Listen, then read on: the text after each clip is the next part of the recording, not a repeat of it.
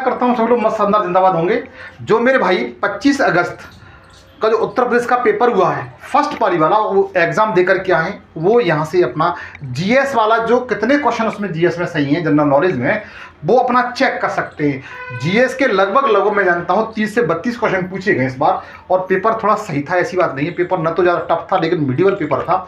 मैं आपने जीएस के जो प्रश्न हैं उनको आप लोग चेक कर लीजिए कि आपके जीएस में से 30 में से कितने क्वेश्चन सही हैं मित्र।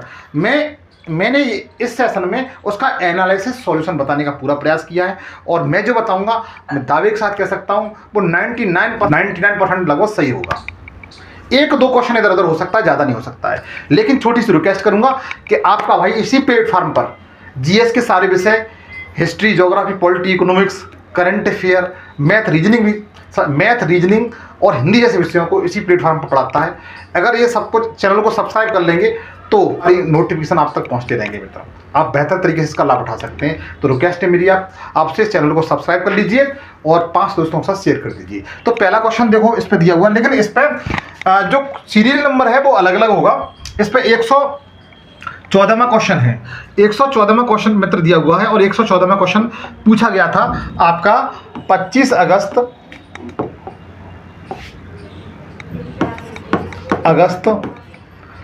2024 का जो एग्जाम हुआ है यूपीपी वाला उसमें। ठीक है, पहला क्वेश्चन है इसमें 114वां क्वेश्चन है, सूर्य का प्रकाश पृथ्वी पर आने में लगभग कितने मिनट का समय लेता है, ये पूछा गया है। सूर्य का जो प्रकाश है उसे पृथ्वी पर आने में लगभग कितना समय लगता है, ये क्वेश्चन पूछा गया है। तो मित्र ध्यान रखिए, इसमें 8 मिनट 20 सेकंड दिया हुआ है। सी ऑप्शन की ओर जाएंगे। सी इस क्वेश्चन का बिल्कुल राइट आंसर आप लोग मिला लीजिए। आपका कौन सा सही है ये आप खुद देख लें। इसका राइट आंसर कौन सा है? 8 मिनट 20 सेकंड है बिल्कुल। वैसे 8 मिनट 18 सेकंड के समथिंग टाइम लगता है, लेकिन 18-20 के समथिंग मतलब 0.2 सेकंड का अंतर है, कुछ अंतर नहीं है। तो इस क्वेश्चन का सी मेरे भाई बहन ने लगाया है वो उसका 100% क्वेश्चन सही है। अगला क्वेश्चन देखते हैं। अगला क्वेश्चन दिया हुआ है भारतीय संविधान से संबंधित क्वेश्चन है और बेहतर क्वेश्चन है। भारतीय संविधान सरकार की संसदीय प्रणाली, जो भारतीय संविधान में जो संसदीय प्रणाली है पूछा गया है, जो संसदीय प्रणाली का प्रावधान किया गया है इसमें, यह प्रणाली किस देश से ली गई है, किस देश से ली गई है भारत में संसदीय प्रणाली। ऑप्शन आपके सामने, यूनाइटेड किंगडम से यूके कहा जाता है, कनाडा है, ऑस्ट्रेलिया और संयुक्त राज्य अमेरिका। तो भारत में संसदीय प्रणाली है मित्र वो यूनाइटेड किंगडम से ली गई है, यूके से ली गई है। ए ऑप्शन की ओर जाएंगे। इसके सीमेर भाई ने ए ऑप्शन से लगाया, यूनाइटेड किंगडम लगाया है, वो 100% सही है। अगला है एमपीसी का पूर्ण रूप क्या है, इसकी फुल फॉर्म क्या है, इसकी फुल फॉर्म क्या है? तो इसकी मनी पॉलिसी कमेटी इसकी फुल फॉर्म होती है। ए ऑप्शन की ओर जाएंगे। अगला 117वां क्वेश्चन बच्चों, 117वां क्वेश्चन दिया हुआ है विनय पिटक किससे संबंधित है? तो मित्र 2 पिटक हैं, एक सूक्त पिटक है, विनय पिटक है। तो ये विनय पिटक है मित्र वह बौद्ध धर्म से संबंधित है। अगर सूक्त पिटक पूछा जाता तो वो भी बौद्ध धर्म से संबंधित होता। तो बता सकते हैं इसमें क्या है, बौद्ध संघ के नियम है। जो विनय पिटक है इसमें क्या है तो बता सकते हैं बौद्ध संघ के क्या है, इसमें रूल्स है, नियम है बच्चों। अगला है जीडीपी, जिसे ग्रॉस डोमेस्टिक प्रोडक्ट कहते हैं, डेटा की गणना जारी करने के लिए कौन सी भारतीय संगठन जिम्मेदार है? यह क्वेश्चन मित्र हजारों बार परीक्षा में पूछा गया है, और मैंने सेशन में इस अपना जो जीएस पढ़ाया था उसमें क्वेश्चन को 1000 बार बताया था। तो मित्र इस क्वेश्चन को जो राइट आंसर है वह राष्ट्रीय सांख्यिकी कार्यालय एनएसओ है। कौन सा है? एनएसओ है। आप लोग ध्यान रखिए, जीडीपी डेटा की गणना और जारी करने के लिए कौन सा भारतीय संगठन जिम्मेदार है? तो राष्ट्रीय सांख्यिकी कार्यालय से एनएसओ कहा जाता है, इसका राइट आंसर है। आगे ध्यान दीजिए, पूछा गया है कौन सा रूसी लेखक जो मनोवैज्ञानिक उपन्यासकार है जिसने क्राइम एंड पनिशमेंट लिखने के लिए प्रसिद्ध है? क्राइम एंड पनिशमेंट पुस्तक के लेखक कौन है, यह पूछा गया है मित्र। ठीक है, तो 119वां क्वेश्चन है। 119वें का जो राइट आंसर है वो सी सही है। फ्योडोर दोस्तावस्की, ये रूस के हैं मेरे भाई, कहाँ के? रूस के। ऐसे ही नाम होते हैं, जब तो रूस के राष्ट्रपति का नाम व्लादिमीर पुतिन है। इसी तरीके से क्राइम एंड पनिशमेंट के जिसके लेखक है वो कौन है? फ्योडोर दोस्तोवस्की है। सी ऑप्शन की ओर जाएंगे। सी इस क्वेश्चन का बिल्कुल राइट आंसर है। आप लोग मिलाते चलिए कि आपकी कितने क्वेश्चन सही जा रहे हैं, और मुझे जरूर बताइए कि आपका लास्ट में स्कोर क्या रहा। और सेशन अच्छा लग रहा हो तो सेशन को प्लीज लाइक जरूर करिएगा। लाओस की राजधानी कौन सी है? लाओस एशिया महाद्वीप का पूर्वी कंट्री है, इसकी राजधानी वियंतियाने है। कौन सी है? वियंतियाने है। इसके लिए मित्र देखो मैंने एक सेशन बनाया था, विश्वास नहीं होगा, ये सारी मैं बता चुका हूँ, देशों की मुद्रा और उसके साथ साथ पार्लियामेंट, उसके साथ साथ कैपिटल्स, इनका मैंने अलग से सेशन बनाया था, वीडियो का लिंक डिस्क्रिप्शन में जाके देख लीजिए, उसमें एक क्वेश्चन था। अगला क्वेश्चन है 121वां, कौन सा संगठन राष्ट्रों को सुचारू और पूर्वानुमान व्यापार के लिए जिम्मेदार है? किसके लिए? पूर्वानुमान व्यापार के लिए जिम्मेदार है, ये पूछा गया है। तो इसके लिए मित्र विश्व व्यापार संगठन है। कौन सा? वर्ल्ड ट्रेड ऑर्गेनाइजेशन है। हम लोग ए ऑप्शन की ओर जाएंगे। वर्ल्ड ट्रेड ऑर्गेनाइजेशन का मुख्यालय पूछा जाए जेनेवा है। कौन सा? जेनेवा। जेनेवा कहाँ पड़ता है? स्विट्जरलैंड मेरे भाई, ठीक है। इसका ए बिल्कुल राइट आंसर है। आगे ध्यान दीजिए, अगला क्वेश्चन दिया हुआ है, भारत में मोबाइल फोन पर जीएसटी क्या होता लगता है? मतलब आप जैसे फोन यूज करते हैं, आपने फोन जब खरीदा होगा तो उस पर जीएसटी कितने परसेंट लगा हुआ था, मतलब टैक्स कितने परसेंट लगा हुआ था? भारत सरकार को अपना कितना टैक्स दिया था? तो मित्र 18%। कितना? 18% टैक्स देते हैं, ठीक है। 18% मोबाइल पर क्या देते हैं? टैक्स देते हैं। पूछा गया है जीएसटी परिषद में कितने सदस्य होते हैं? बहुत अच्छा क्वेश्चन है, बताया, मतलब इस क्वेश्चन को मैंने बताया था। इसमें 33 सदस्य होते हैं। कितने? 33 मेंबर होते हैं जीएसटी परिषद में, आप लोग याद रखिए कितने? 33 मेंबर होते हैं। उसके बाद 124वां क्वेश्चन है, अनुसंधान का पहला चरण क्या है? अनुसंधान का पहला चरण क्या है? तो ध्यान रखना, समस्या की पहचान करना। समस्या की पहचान करना क्या है? अनुसंधान का पहला चरण है, इसलिए सी ऑप्शन की ओर जाएंगे।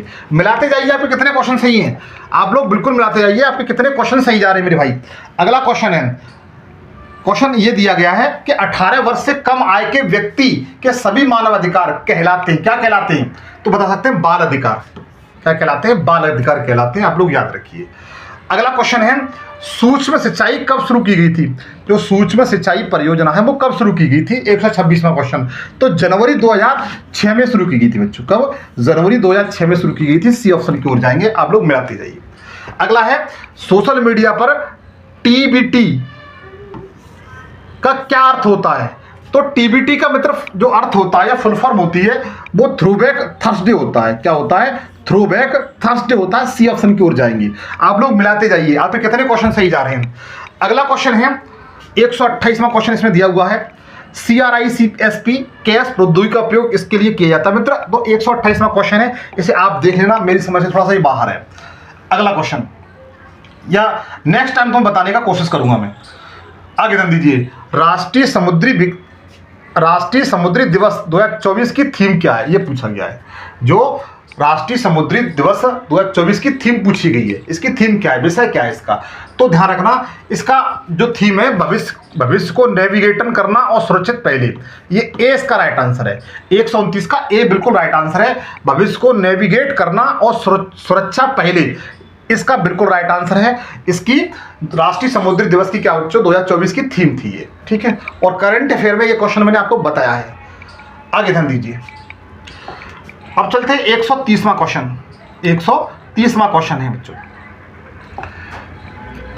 ध्यान दीजिए, पूर्व परीक्षण सम्मेलन का मुख्य लक्ष्य क्या है? जो पूर्व परीक्षण जो सम्मेलन है उसका लक्ष्य क्या है, क्वेश्चन पूछा गया है। तो इसका मुख्य जो लक्ष्य होता है वो परीक्षण की तैयारी और निपटने विकल्पों पर चर्चा करने के लिए, ये इसका मोस्टली यही इसका रियल आंसर है, ठीक है। 130वें का बी बिल्कुल राइट आंसर है। पूर्व परीक्षण का संबंध किससे? तो परीक्षण की तैयारी और निपटाना विकल्प पर चर्चा करने के लिए ये किया जाता है, इसका मुख्य टारगेट यही होता है। अगला है, सोशल मीडिया जैसे इलेक्ट्रॉनिक्स संसाधनों या तरीकों के उपयोग के माध्यम से डराने, धमकाने, उत्पीड़न करने या बरामद करने या किसी अन्य प्रकार की मानसिक पतन का कार्य क्या है? तो बता सकते हैं साइबर धमकी। क्या कहते हैं उसे? साइबर धमकी कहते हैं। डी ऑप्शन की ओर जाएंगे, डी इस क्वेश्चन का राइट आंसर है। मैंने 131 क्वेश्चन बता दिए जीएस के। अब आगे ध्यान दीजिए, अगला है 132वां क्वेश्चन। इसमें दिया हुआ है, भविष्य की वैश्विक अर्थव्यवस्था को आकार देने में आर्टिफिशियल इंटेलिजेंस, इसे एआई कहा जाता है, कि क्या भूमिका है? तो देखिए मित्र, इसमें भूमिका क्या होती है, पढ़ लेते हैं, क्वेश्चन कुछ नहीं जाता है। यह कुशल और अकुशल श्रमिकों के बीच अंतर बढ़ाता है। ये तो नहीं हो सकता है, यह नवाचार, उत्पादन और आर्थिक विकास को प्रेरित करता है। बच्चों यही सही है, 20 का राइट आंसर है, 20 का बिल्कुल राइट आंसर है। 132 का जो आर्टिफिशियल इंटेलिजेंस है उसको इकोनॉमिक्स में, वैश्विक अर्थव्यवस्था में इसकी भूमिका क्या है कि नया नवाचार, उत्पादकता और आर्थिक विकास को क्या करता है, बढ़ाता है बच्चों, इसलिए इसका बी बिल्कुल राइट आंसर है। अगला क्वेश्चन 133वें क्वेश्चन की ओर चलते हैं। क्वेश्चन ये दिया हुआ है, भारत में महात्मा गांधी के नेतृत्व में सत्याग्रह का पहला सफल उदाहरण कौन सा है? तो पहला सत्याग्रह का सफल उदाहरण मित्र चंपारण आंदोलन था। कौन सा? चंपारण आंदोलन था, जो बिहार में था, 1917 में किया गया था। ठीक है, इसका डी ऑप्शन की ओर जाएंगे। अगला क्वेश्चन है 134वां, भारत छोड़ो आंदोलन किसके जवाब में शुरू किया गया था? तो देखो भारत छोड़ो आंदोलन है वो 8 अगस्त 1942 को शुरू किया गया था, और ये किसके विरुद्ध शुरू किया गया था? तो क्रिप्स मिशन। कौन सा? क्रिप्स मिशन उस समय आया हुआ था, उसके विरुद्ध ये शुरू किया गया था भारत छोड़ो आंदोलन। तो 134 का मैंने एक क्वेश्चन बताया, क्रिप्स मिशन बच्चों। ठीक है, आगे ध्यान दीजिए। अगला क्वेश्चन है, आपको विश्वास नहीं होगा, ये जो क्वेश्चन है 135वां, मैंने आज वीडियो डाला हुआ है, आज ही वीडियो बता रहा हूँ, आज का वीडियो जाके देखिए, उसमें ये क्वेश्चन बताया हुआ है, मैंने आज के ही वीडियो में बताया है मैंने। आपको विश्वास नहीं होगा तो आप मेरे चैनल का नाम उसे खोल लीजिए और वहाँ पर आज की वीडियो देखिए। 25 अगस्त की सुबह मैंने ये जीएस पढ़ा रहा था, तो उसमें क्वेश्चन ये था, कौन सा वाला? ये वाला, भारतीय संविधान का कौन सा अनुच्छेद नए राज्यों के गठन, मौजूदा राज्यों का क्षेत्र, सीमा नाम में परिवर्तन का प्रावधान करता है? तो मित्र इसके लिए आर्टिकल 3 है, अनुच्छेद 3 है। ये मैंने बताया हुआ क्वेश्चन है, आज ही बताया था इसको। अगला क्वेश्चन है 126वां, रबी की फसलें सर्दियों में अक्टूबर और दिसंबर तक बोई जाती हैं और गर्मियों में कब काटी जाती हैं? अप्रैल से लेकर के अप्रैल और मई में, अप्रैल और मई में क्या कर ली जाती है? काट ली जाती है। बी ऑप्शन की ओर जाएंगे, अप्रैल और मई में काट ली जाती है। ठीक है, अगला क्वेश्चन दिया हुआ है 137वां, भारत में राष्ट्रीय सुरक्षा गार्ड का क्या उद्देश्य है? भारत में जो राष्ट्रीय सुरक्षा गार्ड होता है, एनएसजी बोलते हैं उसे, इसका टारगेट क्या रहता है? सीमा सुरक्षा की निगरानी करना? नहीं, ये तो बीएसएफ कार्य होता है। वित्तीय बाजार की ये तो हो नहीं सकता है। आपदा राहत कार्यों को प्रबंधन करना? ना। आतंकवाद विरोधी और अपहरण विरोधी अभियान को चलाना? ये भी नहीं हो सकता है। इसका डी बिल्कुल राइट आंसर है, डी इसका बिल्कुल राइट आंसर है, आप लोग देख लीजिएगा। ठीक है, 137 का डी। आगे ध्यान दीजिए, अगला क्वेश्चन दिया हुआ है, बेहतरीन क्वेश्चन है मित्र, कौन सा देश पवन ऊर्जा का दुनिया का सबसे बड़ा उत्पादक कंट्री है? यह पूछा गया है। क्या जर्मनी है, क्या भूटान है, या दक्षिण अफ्रीका या चाइना है? तो इस क्वेश्चन का राइट आंसर बच्चों चाइना से ही है। जो चीन है वो पवन ऊर्जा का सबसे बड़ा उत्पादक कंट्री है विश्व में। डी ऑप्शन की ओर जाएंगे। 139 का आपका डी बिल्कुल राइट आंसर है। अगला है, भारत के उपराष्ट्रपति कौन है? 140वां क्वेश्चन है, सिंपल क्वेश्चन है, तो श्री जगदीप धनखड़ है। डी ऑप्शन की ओर जाएंगे, श्री जगदीप धनखड़ है, आप लोग याद रखना बच्चों। ठीक है, अच्छा अगला क्वेश्चन दिया हुआ है 141वां, 2016 में हस्ताक्षरित भारत और जापान नागरिक परमाणु समझौता का उद्देश्य क्या था? तो मित्र इसका उद्देश्य यह था कि असैनिक परमाणु ऊर्जा, प्रौद्योगिकी हस्ताक्षरण और सुरक्षा मानकों को सहयोग को बढ़ावा देना, यह इसका टारगेट था। डी ऑप्शन की ओर जाएंगे। ठीक है, मैंने 141 क्वेश्चन बता दिए। इसके साथ साथ 142वां क्वेश्चन ये है कि दिया हुआ है, किसी क्षेत्र के अंदर बाहर लोगों की आवाजाही कहा जाता है? तो इसे मित्र प्रवास कहा जाता है। क्या कहा जाता है? प्रवास कहा जाता है। विकास दर तो नहीं कह सकते, जन्म दर नहीं कह सकते, मृत्यु दर नहीं कह सकते, क्या कह सकते हैं? सिंपल क्वेश्चन है, बता सकते हैं प्रवास कहा जाता है। मतलब किसी क्षेत्र के अंदर या बाहर आवाजाही को क्या कहते हैं? प्रवास कहते हैं बच्चों। अलीगढ़ मुस्लिम विश्वविद्यालय जो AMU है, इसकी स्थापना किस वर्ष की गई थी? तो 1875 में की गई थी। बी ऑप्शन की ओर जाएंगे। 20 क्वेश्चन का राइट और बेहतर आंसर बच्चों। अगला है, उत्तर प्रदेश का कौन सा शहर हिंदी और संस्कृति भाषाओं की विशेषताओं वाले शैक्षणिक संस्थाओं के लिए जाना जाता है? तो मित्र इसका लखनऊ सही है। लखनऊ इस क्वेश्चन का बिल्कुल राइट आंसर है। ध्यान रखिए, वाराणसी नहीं है। अगला है, कौन सा भारतीय अर्थशास्त्री कल्याणकारी अर्थशास्त्र पर अपने काम के लिए जाना जाता है, जिसे 1998 में नोबेल पुरस्कार, अर्थशास्त्र के क्षेत्र में नोबेल पुरस्कार दिया गया था? तो बता सकते हैं वो उस समय कौन थे? अमर्त्य सेन थे। कौन थे? अमर्त्य सेन। डी ऑप्शन की ओर जाएंगे। डी इस क्वेश्चन का बिल्कुल राइट आंसर है। 145 का डी बिल्कुल राइट आंसर है, आप लोग मिला लीजिए। अमर्त्य सेन बिल्कुल सही है। आगे ध्यान दीजिए, अगला क्वेश्चन दिया हुआ है, क्वेश्चन आपके सामने ये दिया हुआ है कि जैन आयर, जो जैन आयर है, इस पुस्तक के लेखक कौन है? जैन आयर पुस्तक के लेखक कौन है? तो मित्र इसके जो लेखक हैं वो सालोल्ट बांटू हैं। कौन है? सालोल्ट बांटू हैं। डी ऑप्शन की ओर जाएंगे। अगला ध्यान दीजिए, पूछा गया है कि ट्विटर एक ... पर आधारित है। तो ट्विटर क्या है मित्र? ये एसएमएस है। क्या बच्चों? एसएमएस है। ट्विटर क्या है? एसएमएस है। आप लोग याद रखना, डी ऑप्शन की ओर जाएंगे। आगे ध्यान दीजिए, 1 सेकंड। हाँ, अब देखिएगा, टेक्निकल इशू है, कोई दिक्कत नहीं है। पूछा गया है भारत लिपलेख दर्रा किस देश के साथ साझा करता है?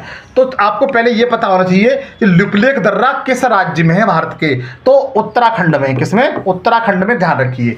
और ये चीन के साथ क्या करता है? व्यापार मार्ग है ये, ठीक है। तो 148 क्वेश्चन का राइट आंसर कौन सा है? ए सही है, चाइना। लेकिन लिपलेख दर्रा है वह भारत और उत्तराखंड राज्य में है।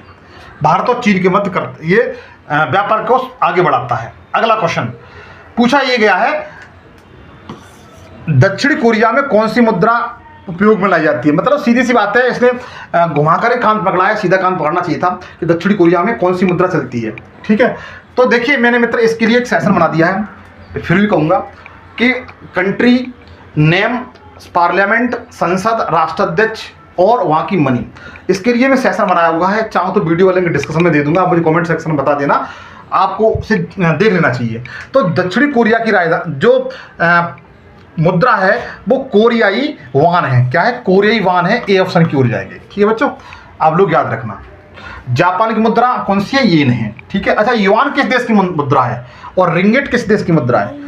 अच्छा, मालदीव की मुद्रा का नाम क्या है? मालदीव है। मालदीव की मुद्रा का नाम क्या है? रिंगिट है। युआन किस देश की मुद्रा है? युआन आप बताएंगे, युआन किस देश की मुद्रा है, ठीक है। अगला देखिए, ... आक्रमण वह होता है जब कोई computer system network computer virus से संक्रमित होता है, तो उसे क्या कहते हैं? फिशिंग कहते हैं। क्या कहते हैं? फिशिंग कहते हैं। सी ऑप्शन की ओर जाएंगे मित्र। तो मित्र मैंने जीएस के लगभग 30 एमसीक्यू करा दिए, से 32 एमसीक्यू वो करा दिए मित्र। ये सेशन आपको कैसा लगा मुझे कमेंट सेक्शन में बताएं। लेकिन मेरी रिक्वेस्ट आपसे यही है कि हाथ जोड़ करके इस चैनल को प्लीज सब्सक्राइब जरूर कर लीजिए और अपने भाइयों के साथ, अपने मित्रों के साथ शेयर जरूर कर दीजिए। नए सेशन में फिर मुलाकात होगी, तब तक के लिए जय हिंद, जय भारत।